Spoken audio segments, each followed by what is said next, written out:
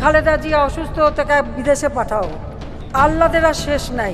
অত্যাচারী জালিম শাসকদের নিয়ে রাসূলুল্লাহ সাল্লাল্লাহু আলাইহি ওয়াসাল্লাম বলেন, আল্লাহ তাআলা জালিমকে দীর্ঘ সময় দিয়ে থাকেন, অবশেষে যখন পাকড়াও করেন তখন তাকে আর রেহাই দেন না। এর বড় একটি উদাহরণ হচ্ছে ওই বিগত স্বৈরাচারী সরকার বেগম খালেদা জিয়াকে মিথ্যা মামলায় জেলে ঢুকিয়ে অত্যাচার ও জুলুম করে আসছিল। অবশেষে অনেক অত্যাচার ও জুলুম পেছনে ফেলে সকল মিথ্যা মামলা থেকে মুক্তির পর উন্নত চিকিৎসার জন্য লন্ডনে গেলেন খালেদা জিয়া।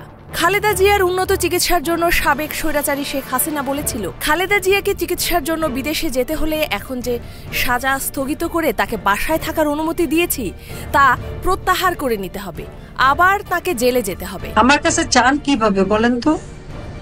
খালেদা জিয়াকে যে কারাগার থেকে বাসায় থাকতে দিচ্ছে, চিকিৎসা করতেছে, এটাই কি বেশি না? হাসিনা আরও বলেছিল, কারাদণ্ডে দণ্ডিত খালেদা জিয়াকে বাসায় থেকে চিকিৎসার ব্যবস্থা করা হয়েছে, বাকিটা আইনগত ব্যাপার।